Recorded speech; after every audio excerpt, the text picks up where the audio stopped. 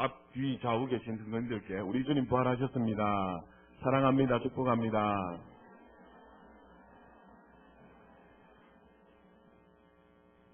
예, 우리 앞에 있는 찬율이 불편하면 뒤에 가셔도 돼요. 너무 앞에 있어야 된다 경직되게 있지 마시고 편안하게 애가 울면 이렇게 뒤로 가셔도 되겠습니다. 한번 이 시간 우리 예배드리 말씀 듣기 전에 한번 기도했으면 좋겠습니다. 오늘 순서가 많지요. 전반기 학습 세례식이 있고 성찬식이 있습니다.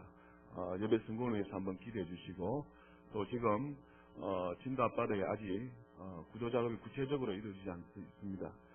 그 지역이 세계에서 5번째로 이 조류가 유속이 굉장히 빠른 곳이라 합니다. 잠수사들이 물속에 들어가면 이 수경이 벗겨질 정도로 조류가 그렇게 심하다고 한 곳인데, 참 인간의 한계를 느끼는 곳입니다.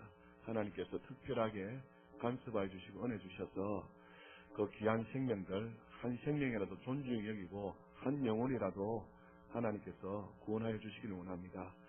발을 동동 구르고 있는 가족들에게도 하나님 함께 하시고, 또 유가족들에게도 하나님 함께 하셔서 우리가 끝까지 믿음 잃지 않고 신앙 잃지 않고 승리할 수 있도록 도와달라고 기도하시고, 우리 한국을 위해서 기도해야 되겠습니다. 이번 일을 통해서 참 총체적인 문제를 우리가 발견하게 됩니다. 우리 한국이 의식 구조가 많이 바뀌어져야 될 것 같아요. 선진국으로 생각들이 사상들이 바뀌어야 되는데, 내만 살면 나만 구원되면 그런 의식들이 참 너무 안타깝습니다. 우리 한국을 위해서 기도하시고 예배 성공을 위해서 기도하시고, 진도 앞바다 하나님 긍휼을 베풀어 주시옵소서. 이런 여러 가지 기도 제목을 가지고 먼저 하나님 앞에 기도하도록 하겠습니다. 다 같이 기도합시다. 하나님 아버지, 우리 하나님의 살아계셔서 역사하심을 믿습니다. 우리가 말씀을 듣기 전에 먼저 이렇게 하나님의 말씀을 기억하고 이웃을 사랑하는 마음으로 기도합니다. 하나님 아버지, 우리가 주님의 마음으로 참 세상의 빛과 소금의 삶을 감당하지 못하고 우리가 주님의 마음으로 우리의 삶을 살지 못한 것에 대해서 먼저 회개합니다. 하나님 아버지, 저 죽어가는 학생들을 바라보며 죽어가는 사람들을 바라보며 발을 동동 구르는 가족의 마음도 헤아리지 못하고 하나님 이 땅의 우리를 용서하여 주셔서 하나님 아버지, 이 우주한 만물을 창조하시고 역사를 주관하신 이 하나님께서 진도 앞바다에 하나님 그 영혼, 선택받을 영혼, 생명 얻은 영혼들 불쌍히 여겨주셔서 천하보다 더 귀한 영혼들을 향하신 하나님의 계획과 승리하신 생명이 싸운데, 하나님 아버지, 이렇게 인재로 인하여서 큰 위기 가운데 있는 하나님 아버지, 그곳에 하나님의 성령께서 역사하시고 하나님이 도와주셔서 홍해의 물을 갈라주신 분이 우리 하나님이시요, 요단물을 마르게 하신 분이 우리 하나님이신데 성치 못하시며 웃으신 우리 하나님께서 그곳에 하나님의 강권적인 역사로 크신 은혜를 베풀어 주셔서 우리 하나님 아버지, 생명 얻을 영혼들이 생명을 얻게 도와주시고 하나님 아버지, 그곳을 통하여서 하나님 아버지, 우리 대한민국이 다시 한번 하나님 아버지 공동체로 하나님 하나가 되는 역사 있게 도와주시고, 우리가 선진국으로 지나가는데 부족하면 의식 구조를 바꾸고 생각을 바꾸며 살아갈 수 있도록 우리 한국을 하나님의 불쌍히 여겨주시고 인도하여 주시옵소서. 하나님 아버지, 한국교회가 바뀌어지기를 원합니다. 한국교회가 일어나기를 원합니다. 하나님 앞에 바르게 살지 못하고, 아니 내가 바르게 살지 못하고 하나님 앞에 바르게 서지 못한 죄로 말미암아 하나님 아버지 같은 일이 있다면 주여 용서하여 주셔서 우리 예수 믿는 자들이 하나님 앞에 바른 생활을 하게 하시고 우리 예수 믿는 자들이 회개하고 돌아오는 게 역사 있게 도와주시고 하나님 아버지, 우리 자유한 민국을 향하신 하나님의 놀라우신 사랑을 깨닫는 귀한 역사 있도록 하나님 도와주시옵소서. 오늘 부활절 예배로 하나님 앞에 영광을 돌려드립니다. 주님이 부활했다는 사실은 누구나도 다 압니다. 하나님 모두가 다 들었습니다. 수없이 들었습니다.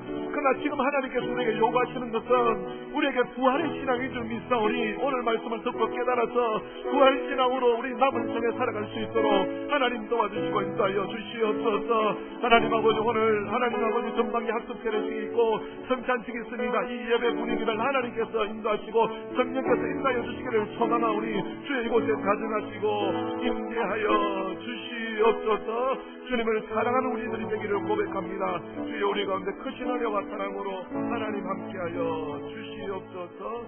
예수님 이름으로 축복하며 기도드립니다.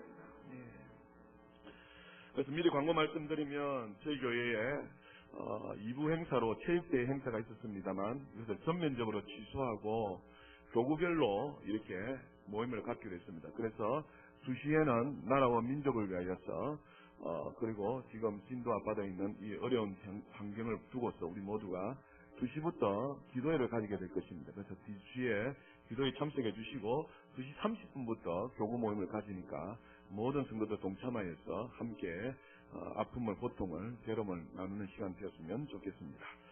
하나님 말씀 보겠습니다. 요한복음 20장 21절부터 23절 말씀까지입니다. 하나님 말씀은 요한복음 20장 21절부터 23절 말씀까지입니다. 같이 합독하시도록 하겠습니다. 하나님 말씀은 요한복음 20장 21절부터 23절 말씀까지입니다. 같이 합독합시다. 시작. 예수께서 또 이르시되 너희에게 평강이 있을지어다. 아버지께서 나를 보내신 것 같이 나도 너희를 보내노라. 이 말씀을 하시고 그들을 향하사 숨을 내쉬며 이르시되 성령을 받으라. 너희가 누구의 죄든지 사하면 사하여질 것이요 누구의 죄든지 그대로 두면 그대로 있으리라 하시니라. 아멘. 오늘 말씀의 제목은 부활의 신앙을 가집시다입니다. 함께 귀한 은혜를 나누고 또 우리의 신앙을 점검하는 시간 되었으면 좋겠습니다. 오늘 본문의 말씀은 제일 먼저 부활하신 주님을 발견한 마리아가 무덤에 가니까 주님이 없습니다 해서 주님이 부활하신 것을 제자들에게 알리게 됩니다. 제자들에게 알렸는데 이 마리아의 그 말을 제자들이 믿지 않습니다. 그래서 부활하신 주님이 제자에게 나타나셔서 자신이 부활하셨다는 것을 증명해 보여주고 자기의 몸을 보여주고 그것을 믿으라고 가르치는 오늘 본문의 말씀입니다. 19절 말씀 보시면 이날 곧 안식구 첫날 저녁 때에 제자들이 유대인을 두려워하여 모인 곳에 문들을 닫았더니 예수께서 오사 가운데 서서 이르시되 너희에게 평강이 있을지어다. 21절에 이 말씀을 하시고 손과 옆구리를 보이시니 제자들이 주를 보고 기뻐하였더라 라고 말씀하고 있는 겁니다. 19절에 안식구 첫날은 주께서 부활하신 날입니다. 그날 저녁에 마리아가 무덤에 가보니까 주님이 없어요. 주님이 부활하셨습니다라고 제자들에게 전했지만 제자들이 믿지 않았다는 것이죠. 그래서 그날 저녁에 제자들이 모여있는 곳에 부활하신 주님이 나타나시게 됩니다. 그곳에 가보니까 한 곳에 제자들이 모여있는데 어떤 상황이냐니까 유대인들을 두려워해서 문을 꼭꼭 잠그고 있습니다. 지금 제자들의 상황과 형편이 얼마나 위기 가운데 있나를 보여주고 있는 것입니다. 문을 닫았더니 이 원문에 보면 문을 꼭 잠그고 닫았다라고 말을 하고 있는 것입니다. 유대인들이 두려웠어요. 너희도 예수와 한 당이지 않느냐라는 이야기들은 베드로를 기억하지 않습니까? 유대인들이 두려웠어요. 그들의 문을 꼭꼭 잠그고 있는 가운데에 주님이 오셔서 그들에게 너희에게 평강이 있을지어다 하시고 손과 옆구리를 보여주시는 장면이 오늘 말씀이더라 라는 사실입니다. 예수님께서 부활하셔서 여러 번 사람들에게 나타내 주시죠. 그렇게 나타내 주시는 이유는 무엇이겠습니까? 부활하신 주님, 그 주님을 믿으라는 것 아니겠습니까? 오늘 이 말씀을 통하여서 저는 저와 여러분이 상고해 보고 싶은 것이 무엇인가 하니까 우리가 예수님이 부활하셨다, 예수님이 다시 사셨다, 이 말을 수없이 많이 들었다 안 들었다요? 들었습니다. 예수님이 부활하셨다는 사실을 누구나도 다 압니다. 그런데 예수님께서 부활하셨다는 것을 아는 것과 또 부활에 대한 신앙을 가진 것은 다르다는 것을 여러분에게 말씀드리기를 원합니다. 우리도 예수 믿은 지 오래된 만큼 주님이 부활하셨습니다 해서 부활절 예배를 드리고 있지 않습니까? 예수님이 부활하신 것 알아요. 예수님이 부활하셨다는 소식을 들었어요. 수없이 듣고 수없이 예배를 드렸습니다. 그것과 오늘을 살아가는 신앙인들이 부활신앙으로 살아가야 되는데 그것과는 완전히 다르다는 것이죠. 그래서 여러분에게 부활신앙을 소개해드리고 또 부활신앙을 어떻게 하면 얻을 수 있는가를 우리가 알아서 이 시대에 하나님께서 우리에게 원하시는 부활신앙을 가지시는 저와 여러분 다 되실 수 있기를 주님의 이름으로 축복합니다. 먼저 부활신앙은 무엇이냐는 겁니다. 부활신앙은 권능과 관련되는 겁니다. 다시 말씀드립니다. 부활신앙은 권능과 관련이 있습니다. 예수님이 부활하셨다는 사실을 내가 안다, 그리고 그것을 믿는다 하는 것과는 관련이 없다는 것이죠. 예수님이 부활하셨다는 그것은 누구나도 다 알고 수없이 듣고 또 그것을 우리가 다 압니다. 여러분 성경에 말을 합니다. 부활은 우리 예수 믿는 사람들에게 있어서 가장 귀한 복음입니다. 할렐루야. 얼마나 귀한 복음이냐면 부활이 없으면 우리의 믿는 믿음이 무엇이랍니까? 헛것이다 할 정도로 주님의 부활은 가장 핵심적인 것입니다. 가장 귀한 복음이라는 것이죠. 그러기에 부활신앙을 가진 사람은 이 가장 귀한 복음, 믿는 자들에게 있어서 핵심적인 복음, 주님이 부활한 사실을 두고서 어떻게 하느냐? 가장 귀한 복음은, 가장 귀한 것은 어떻게 하려고 합니까? 전하려 하고 전파하려 한다는 것이죠. 그래서 부활신앙을 가진 사람은 주님이 부활하셨습니다 하고 알고 믿는 것이 아니라 그 사실에 대하여서 내가 이 가장 귀한 것을 전하고자 하는 열망들이, 이것을 전하지 않고는 안 되겠다는 갈망들이 있는 것이 바로 부활신앙을 가지고 있는 사람들입니다. 이 부활신앙을 가진 사람은 이 부활하신 주님을 전파하는 일에 있어서 고난이 온다 할지라도 죽음이 온다 할지라도 상관하지 아니하고 우리 주님 부활하셨다라고 막 증거하는 사람이 부활신앙을 가진 사람이다라는 것이죠.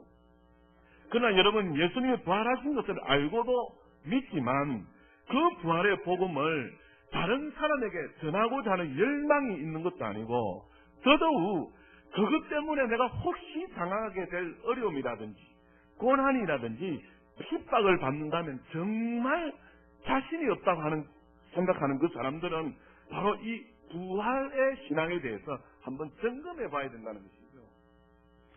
예수님이 부활하신 것을 목격한 제자들을 보면 잘 알 수 있습니다. 예수님이 부활하셨다라고 전해도 그들이 믿지 않았습니다. 그 전함을 들은 그 제자들은 아직까지는 부활신앙이 없었습니다. 그래서 예수님이 부활하셨다라는 소식을 듣고 그들은 큰 충격을 받았습니다. 오히려 예수님이 부활하셨다는 소식을 듣고 그들이 낙심을 했습니다. 왜입니까요? 그들이 예수님이 십자가에 달리실 때에 주님을 부인하였습니다. 그리고 예수님이 십자가에 달리실 때에 도망가였습니다. 그 죄책감 때문에 예수님을 피하여서 다시 사생활로, 어부생활로 돌아갔던 자들이 제자들이었어야 하는 겁니다. 예수님의 부활의 소식을 들었어요. 예수님이 부활했다는 것을 알았어요. 하지만 예수님이 부활하셨지만 그들이 주님이 부활했다는 것을 전파하는 부활의 신앙은 가지지 못하였더라라는 사실이죠. 그래서 그들이 예수님이 부활하셨다고 사람들에게 전할 자신이 없었습니다. 예수님이 십자가에 달려서 죽었을 때에 부인하고 도망치고 예수님을 피하여서 사생활하며 다 세상으로 내려갔던 거 아니겠어요? 그들에게 아직까지는 부활신앙이 있었다 없어요? 없었다는 것입니다. 그래서 그들은 오히려 예수님이 부활하신 것에 대해서 죄책감을 가지고 낙심하고 있을 때에 어떻게 그들이 부활하셨다고 전할 수 있겠느냐는 것이죠. 그래서 그 제자들에게는 사람들에게 예수님의 부활을 전할 자신도 없었습니다. 사람들이 안 믿으면 어떻게 할까? 오히려 예수님이 부활하셨다고 지금 나갔다가 그들에게 또 붙잡히고 옥에 갇히고 매를 맞고 죽임을 당하면 어떻게 할까?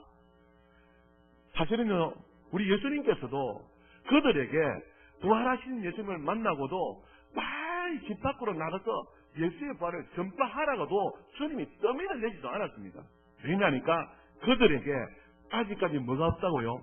부활신앙이 없었더라는 것입니다. 주님이 부활하셨다는 것은 믿었어요. 부활하신다는 것은 알았어요. 또 주님이 부활하신 것을 들었어요.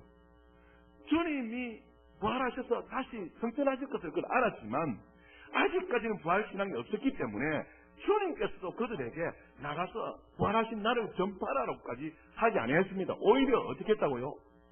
기다리라 라고 말씀했다는 것이죠. 부활신앙이라는 것은 부활하신 주님을 증거하고자 하는 그 열망이 있는 것이요. 뿐만 아니라 거기에 부활하신 주님을 전파하는 일에 어떤 상황과 형편, 다시 말씀드리면 어려움이 닥쳐온다 할지라도 이것을 내가 어떻게라도 전하고자 하는 그런 마음이 있을 때에 그 사람에게 부활신앙이 있다라고 말할 수 있는 것이죠. 자, 그렇다면 우리 모두가 부활신앙을 가졌으면 좋겠는데 어떻게 하면 부활신앙을 가질 수 있느냐라는 것입니다. 오늘 예수님께서 21절 보니까 예수께서 또 이르시되 너희에게 평강이 있을지어다 라고 말씀하시면서 아버지께서 나를 보내신 것 같이 나도 너희를 보내노라 이 말씀을 하시고 그들을 향하사 숨을 내쉬며 이르시되 성령을 받으라 라고 말씀합니다. 다시 말씀드리겠습니다. 부활신앙은 아는 것과 공부한 것과 학식이 아니랬습니다. 부활신앙은 무엇과 관계가 있어요? 권능과 관계가 있습니다. 다시 말씀드리면 부활신앙을 얻으려면 권능을 입어야 된다라는 사실입니다. 내게 들은 바 아버지의 약속하신 성령을 기다리라고 주님이 말씀하셨잖아요. 그래서 몇 날이 못되어 성령으로 세례받은 그 주님의 제자들, 오순절 마가다락교에 모여있는 120명에게 성령이 임하실 때 그들이 권능을 받고 주님의 뭐가 되었더라요? 증인이 되었더라는 것입니다. 그래서 부활신앙은 알고 믿는 것이 아니라 부활신앙은 권능과 관계되는데 이 부활신앙은 어떻게 해야 얻을 수 있느냐? 오늘 주님이 가르치는 것입니다. 21절 다시 보시면 예수께서 또 이르시되 너희에게 평강이 있을지어다. 이 평강은 부활하신 주님을 만나게 되어지면 오는 내면에서부터 올라오는 진정한 평강입니다. 진정한 평안입니다. 그 평강이 있을지어다를 두 번이나 말씀하시면서 아버지께서 나를 보내신 것 같이 나도 너희를 보내노라 이렇게 말씀합니다. 예수께서 이 땅에 오신 것은 이스라엘 집에 잃어버린 자를 위하여 찾기 위하여 오셨습니다. 이스라엘 집에 잃어버린 자를 찾기 위하는데 여기에 주님이 표현하잖아요.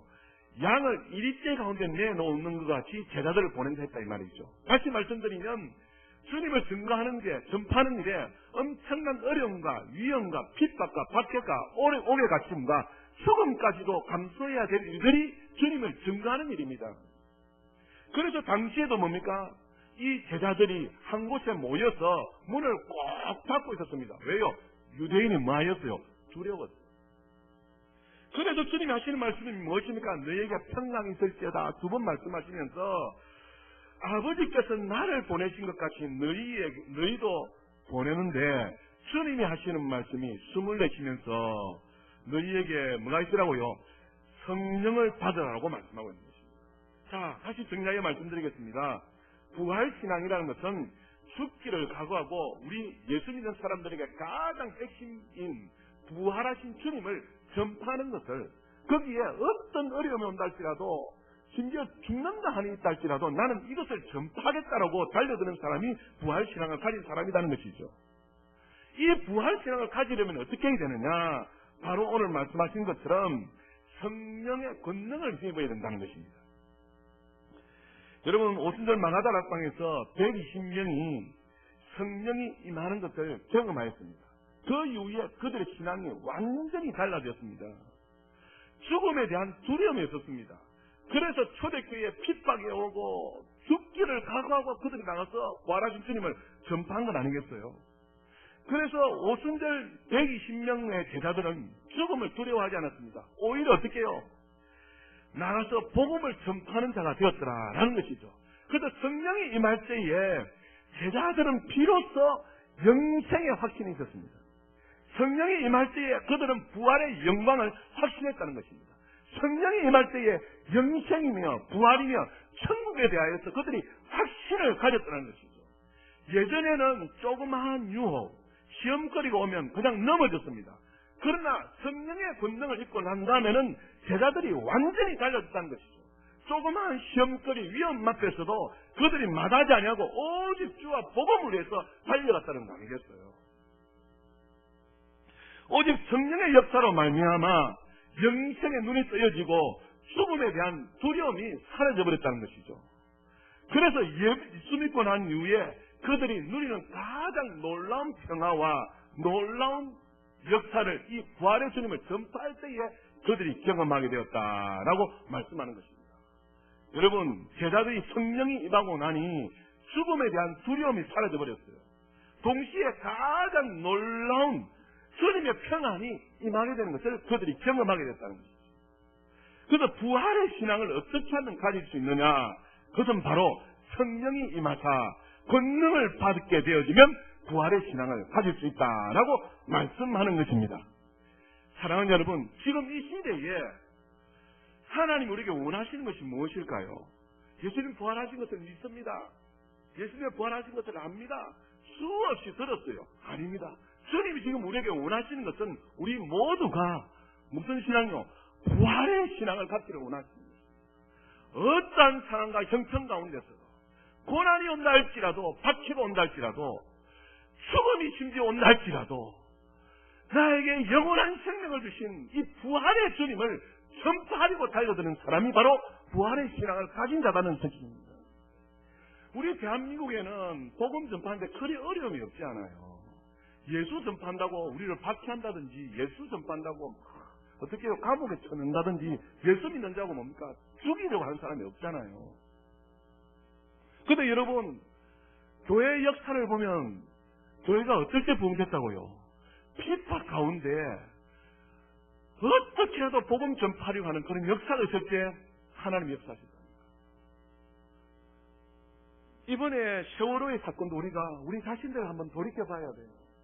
우리 한국이 하나님의 은혜로 얼마나 큰 복을 받았어요. 아니요, 개인적으로 하나님께서 여러분에게 얼마나 큰 복을 주셨어요.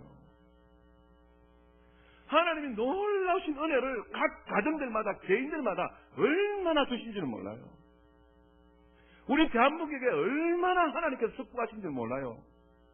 세계 모든 사람들은 이것이 하나님의 축복이라고 이야기합니다. 엄청난 축복을 받았습니다. 이 축복을 받을 때 성경은 항상 기록합니다. 그것이 무엇입니까? 하나님을 기억하라. 하나님을 기억하라. 하나님이 잊지 말라. 하나님이 잊지 말라. 그런데 사랑하는 여러분, 우리도 하나님부터 엄청난 축복을 받았어요. 하나님이 놀라우신 은혜를 받았어요.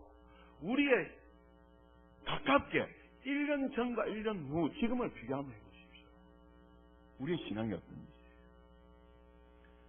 아니 6개월 전과 지금을 비교해 보십시오. 지금 한국 교회가 다시 한번 일어나야 될 줄 믿습니다. 아니 우리 교회가 다시 한번 신앙의 회복해야 될 줄 믿습니다. 분명히 하나님께서 우리를 축복하시고 우리에게 놀라신 은혜를 베풀어 주셨는데 여러분 하나님의 말씀을 읽는 시간이 어때요? 하나님 앞에 기도하는 시간이 어때요? 어제와 오늘, 한 달 전과 지금, 6개월 전과 지금 한번 돌이켜봐요. 그럼에도 불구하고 어떻게 해요? 우리는 그냥 신앙에 대해서 안일하게 생각하고 있다 이거죠. 아닙니다, 사랑하는 여러분. 지금 하나님께서도 우리에게 원하시는 것이 무엇이냐? 예수님 부활하셨습니다. 다 알아요. 수없이 들었어요. 매년 부활절이 찾아와요. 그런데 지금 하나님께서 우리에게 원하시는 것은 무엇이냐? 부활을 알고 믿는 것이 아니라 우리가 부활의 신앙으로 어떻게 해요? 살아가기를 하는 거예요. 이것이 우리에게 주신 하나님의 사명 아닙니까? 하나님께서 교회에 주신 사명 아닙니까? 이 세상은 예수 믿는 사람 중심으로 돌아가고 있어요. 지금 예수 믿는 사람을 위하여서 악인도 존재하고 있어요. 예수 믿는 사람을 위하여서 세상도 존재하고 있어요. 심지어 예수 믿는 사람을 위하여서 이단도 존재하고 있다니까요. 지금 우리가 정신을 차리고 하나님 앞에 바로 서야 될 때인 줄 믿습니다. 첫사랑을 회복해야 될 때일 뿐만 아니라 우리의 신앙을 돌아보아서 하나님 앞에 돌아갈 때라는 것입니다. 그래서 저는 이 세월호 사건이 우연한 사건이 아니라고 봅니다. 우리 예수 믿는 사람들은 결단코 우연이 없습니다. 여러분 이것을 바라보면서 우리 개인에게 적용해야 돼요. 지금 나는 어떻는지, 내 신앙, 내 믿음이 어떤지 돌아봐야 됩니다. 여러분 지금 평농어 앞바다에서 발 동동 구르는 그 부모들이 지금 여러분이나 생각해 보십시오. 여러분이 이럴 수 있겠느냐는 겁니다. 하나님 앞에 얼마나 절규하고 기다리냐는 겁니다. 나에게 닥쳐온 어려움이 있다고 생각해 보십시오. 여러분 기도하지 않겠냐 이 말이에요. 우리 한국교회가 주님 앞에 기도해야 될 때입니다. 우리가 기도할지라는 사실입니다. 지금 우리에게 원하는 것은 부활의 신앙입니다. 주님의 부활하심을 믿고 주님의 부활하심을 아는 것으로 끝나는 것이 아닙니다. 우리가 이 부활의 신앙을 가지고 우리 기독교 신앙에서 가장 핵심인 부활하신 주님을 전파하는 것이요, 세상에 빛과 소금의 사명을 감당하는 것이다. 어제 우리 집사님이 청소하면서 목사님 하면서 왜요 할까 부탁한 일이 있어요. 그것이 무엇인가 하니까 청소하고 난 다음에 매듭을 좀 잘했으면 한다는 거죠.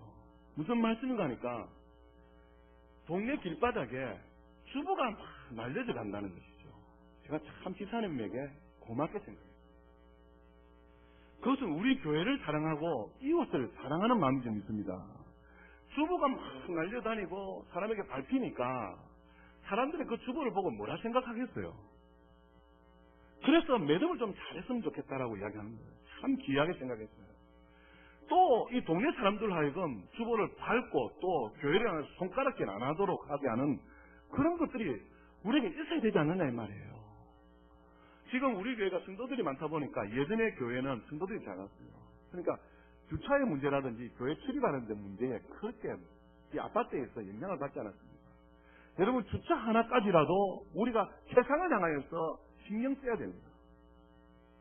나를 위해서 내 중심을 했으면 되지 않아요. 우리가 지금 우리에게 주신 사명이 있지 않습니까? 안민동지역을 망했다고요.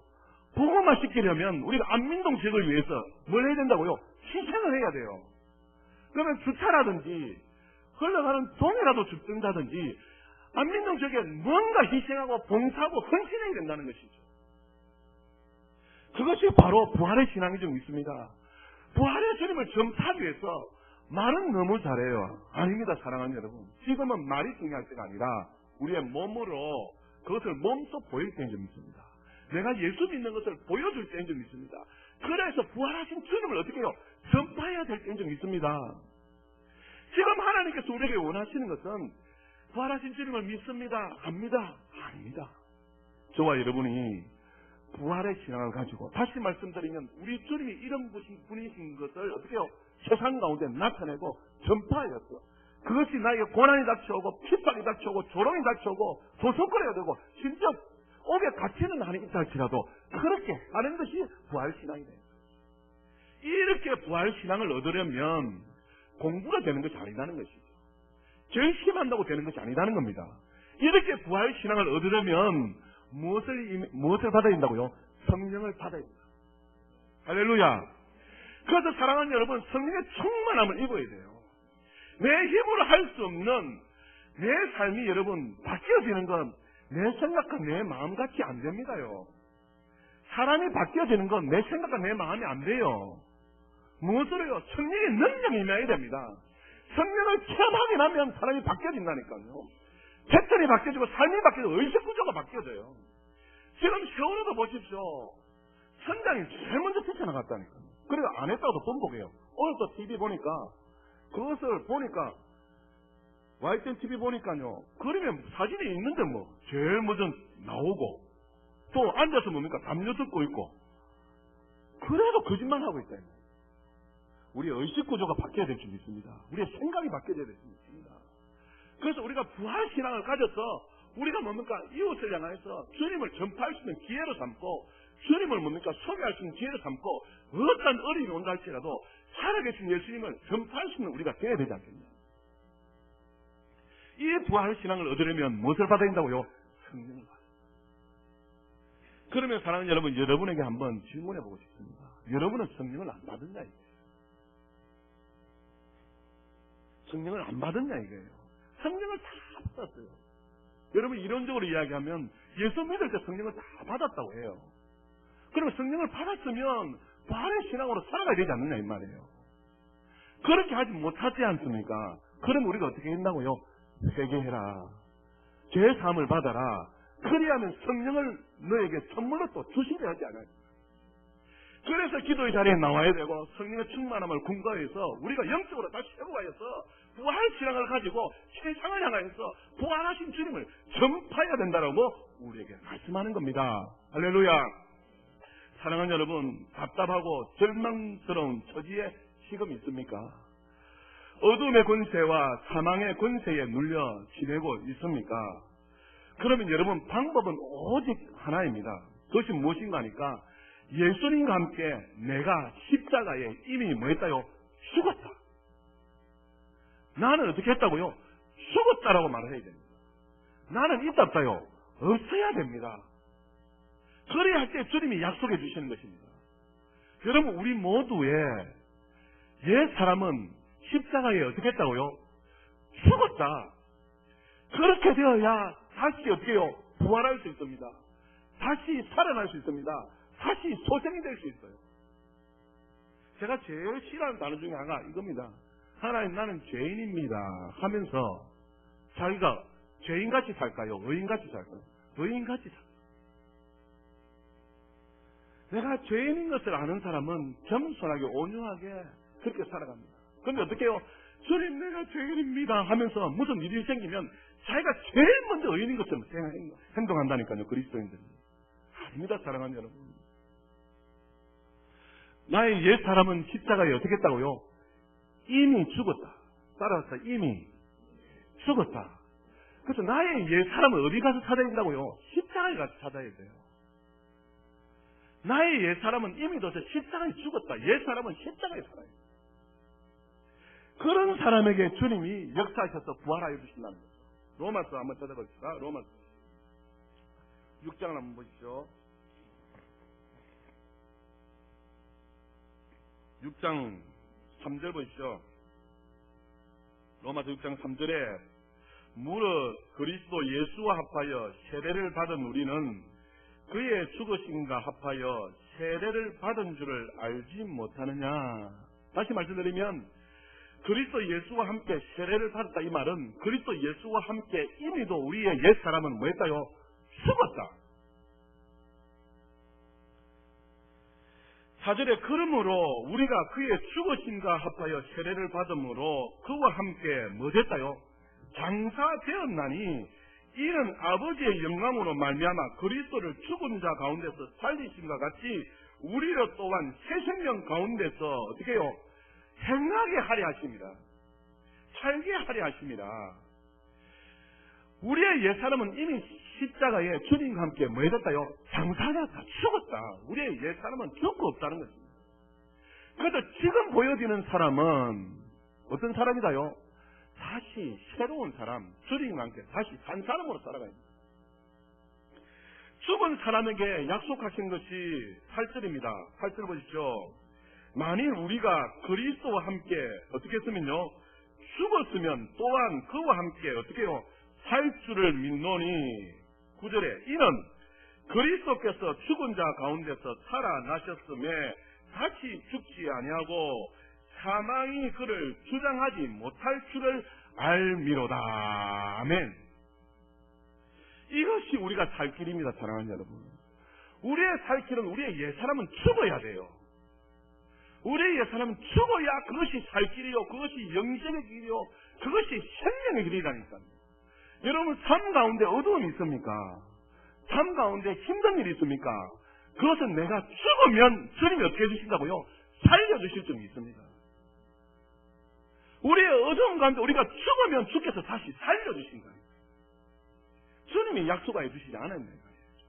그래서 사랑하는 여러분, 부활신앙이라는 것은 십자가가 분명한 사람에게 오는 것입니다.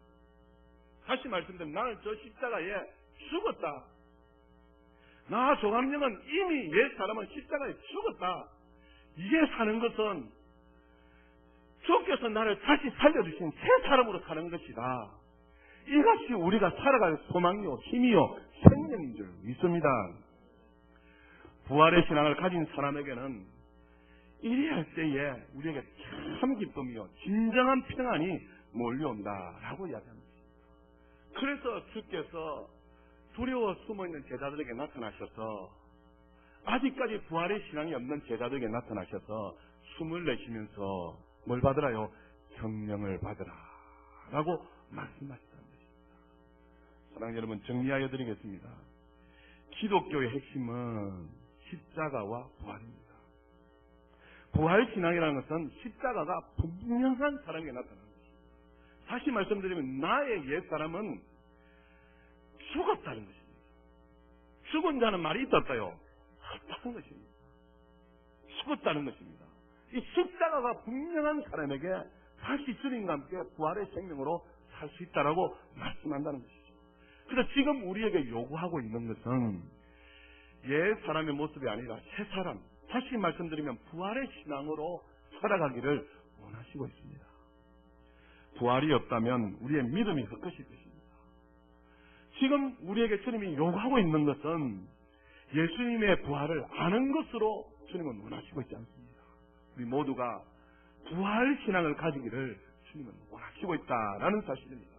그래서 우리를 위하여 죽음을 이기시고 승리하신 부활하신 주님을 전파하는 이 부활 신앙을 가질 때에 하나님이 주시는 기쁨을 누릴 수 있고요, 평안을 누릴 수 있고, 그리할 때에 우리의 진정한 사명 가운데 우리 스스로도 뭡니까? 자존감이 높아질 수 있다라고 가르치고 있는 것입니다. 부활의 신앙은 결심으로 되어지는 것이 아닙니다. 부활의 신앙은 성령이 임함으로 권능을 받을 때 생긴다라는 사실입니다. 그래서 부활하신 예수님께서 가장 먼저 하신 일이 제자들에게 나타나셔서 숨을 내쉬면서 성령을 받으라라고 말씀하셨다는 거죠. 성령의 권능을 받게 되면 부활이 확실히 믿어집니다. 성령의 권능을 받게 되면 내세가 확실히 믿어집니다. 성령의 권능을 받게 되면 생명이 확실히 믿어집니다. 천국이 확실히 믿어진다는 겁니다. 그래서 우리 모두가 성령의 권능을 받기를 사모하시기를 주님의 이름으로 축복합니다. 초대교회 성도들은 부활의 신앙을 가졌습니다. 성령이 임하시사 부활의 신앙을 가졌더니 죽기를 각오하고 나가서 복음을 전파했더라라고 우리에게 가르쳐주고 있습니다. 그 가운데 그들은 오히려 더 기뻐하고 오히려 더 즐거워하고 오히려 더 하나님 나라가 전파되어지는 것에 대해서 감격해했던 사람들이 초대교회 사람입니다. 지금 우리도 마찬가지입니다. 우리 삶의 가운데에 부활할 것이 있다면은 우리 가정의 형편에, 사업의 형편에, 생업의 형편에, 우리의 어려운 처지에 다시 소생케 되어질 부활하실 그 무엇이 있다면 어떻게 알아요? 성령의 권능을 입어서 부활의 복음을 전파하십시오. 그 가운데 하나님께서 삶의 현장을 회복시켜 주시고 삶의 현장을 다시 살게 하시고 생명의 역사를 이렇게 세워주실 줄 믿습니다. 그래서 부활하신 주님을 아는 것으로 끝나지 마시고 그것을 믿는 것으로 끝나지 마시고 부활의 신앙을 땅끝까지 다시 오실 주님을 전파하시는 그 신앙을 가지시는 저와 여러분 다 되셔서 삶 가운데 참 생명, 참 평안, 참 기쁨을 누리시는 우리 모두 다 되시길 주님의 이름으로 축복합니다. 할렐루야. 옆에 분에게 인사 나누십시오. 부활의 신앙을 가집시다.